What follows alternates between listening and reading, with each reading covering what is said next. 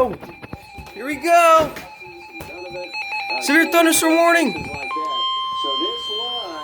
The National Weather Service in Birmingham has issued a severe thunderstorm warning for southwestern Talladega County, northeastern Chilton County, Shelby County, southwestern St. Clair County, northwestern Coosa County until 9 a.m. Central Daylight Time.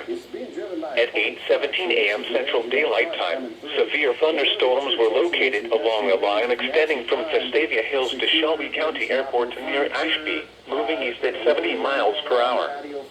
Hazard, 60 miles per hour wind gusts. Source, radar indicated. Impact, expect damage to roofs, siding, and trees.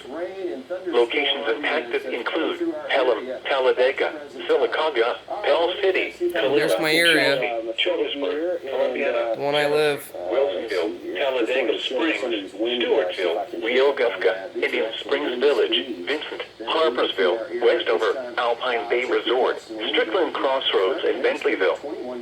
For your protection, move to an interior room on the lowest floor of a building.